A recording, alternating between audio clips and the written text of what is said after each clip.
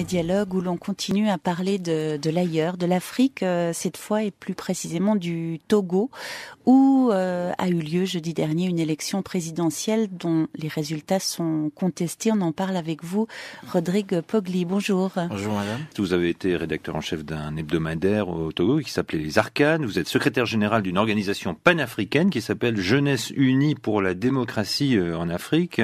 Alors vous êtes donc du côté de l'opposition au Togo et vous êtes convaincu que des fraudes électorales ont permis cette réélection officielle du président sortant avec 61% des voix. Faure Gnassingbé, c'est le nom du président. Alors comment savoir si c'était des fraudes effectivement ? Pour pouvoir identifier la fraude, il faut se référer aux procès-verbaux des bureaux de vote. Parce que dans tous les bureaux de vote, il y a des représentants de tous les candidats. Au niveau de la société civile aussi, il y a des représentants, il y a des gens qui ont été au dépouillement et qui ont relevé des résultats. Et le soir même du jeudi 4 mars dernier, nous étions en communication avec le pays. Nous avions collecté pas mal de résultats. Donc, c'est sur la base de ces procès-verbaux issus des bureaux de vote qui nous permettent de dire effectivement que les résultats sont truqués en faveur du président sortant. Alors, il y avait pourtant des observateurs d'autres pays africains qui ont dit que le scrutin avait été libre. Oui, ben c'est la rhétorique habituelle, on connaît ça. C'est-à-dire qu'à chaque fois que des fraudes électorales sont organisées dans les pays africains, il y a toujours des organisations internationales amies, que ce soit la CEDEAO qui est une des ailes marchandes de la France dans la sous-région ouest africaine, ou l'Union européenne qui est partie en quelque sorte valider cette élection. Toutes ces organisations amies, que ce soit internationales ou locales, veillent à ce que les vrais résultats ne soient pas proclamés. En quelque sorte, ces organisations apportent leur caution à la fraude électorale organisée. Mais malheureusement, pour ces institutions et le pouvoir en place, il y a des gens au niveau du peuple qui ont fait quand même un bon travail, qui ont essayé de relever les résultats proclamés directement lors du dépouillement et qui ont dit clairement que voilà les résultats qui sont sortis des urnes. Maintenant, la deuxième chose qui nous permet de dire que effectivement ces résultats ont été truqués, c'est l'impopularité manifeste dans le pays du régime en place qui est installé depuis 1963 et qui ne cesse d'humilier les Togolais, de les appauvrir, de les réprimer. Mais est-ce qu'il y a des médias qui peuvent vérifier ce qui s'est passé dans les bureaux de vote ?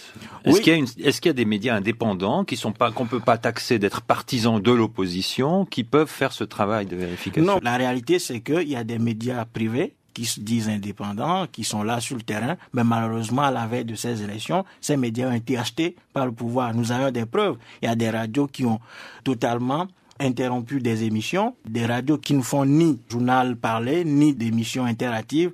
Ils ne font que diffuser de la musique. Donc, le pouvoir investit beaucoup d'argent dans l'achat de ces médias et depuis lors, ces médias se sont tus. Maintenant, il y a quelques 3-4 organes écrits qui ont essayé d'apporter des preuves qu'effectivement, ces élections ont été truquées. Ce qu'il faut dire aussi, c'est que ce régime a tellement exaspéré le peuple togolais que depuis des années, le peuple togolais a été toujours sévère dans les urnes avec ce régime. Elle a toujours sanctionné. C'est pour ça que depuis 1993, la première élection démocratique qui a eu lieu, le pouvoir a été sévèrement battu dans les urnes. Et après, qu'est-ce qui se passe ? On passe toujours par de la répression et de la purge au niveau de l'armée pour pouvoir asseoir cette légitimité et ensuite aller vers ce qu'ils appellent un dialogue qui conduira finalement à la mise en place d'un gouvernement dit d'union nationale, ce qui est une fabrication de la France, de ce qu'on appelle la France-Afrique, pour mieux dissoudre les forces démocratiques dans une forme de coalition insipide.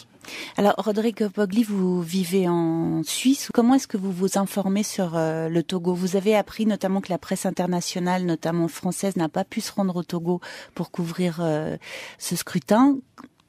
D'où viennent vos infos ? En fait, on a beaucoup parce que moi, comme j'ai travaillé aussi dans la presse, avant de partir, j'ai beaucoup de collègues.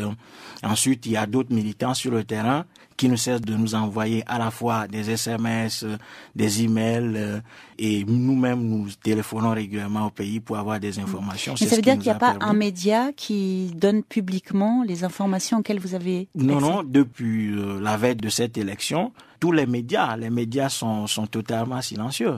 Alors il reste Internet, mais il n'y a pas grand monde qui consulte Internet. Parce que dans le pays, effectivement, on n'a pas de fibre optique. Quelques rares fois que les gens ont accès à Internet, c'est pour rapidement consulter leur mail et peut-être envoyer des informations à leurs proches.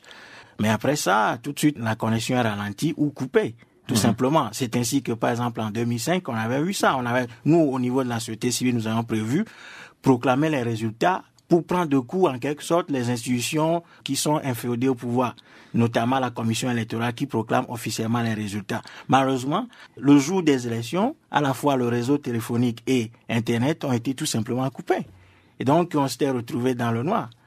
On n'a pas pu communiquer les résultats, ce qui a fait que la CENI, l'organe chargé d'organiser les élections, a pris le temps de proclamer les résultats qui lui convenaient. Je vous remercie d'être venu ce matin, Rodrigue Pogli. On va rappeler que vous avez un blog et on le mettra en lien sur la page de Médialogue. Merci beaucoup. Bonne journée. Merci.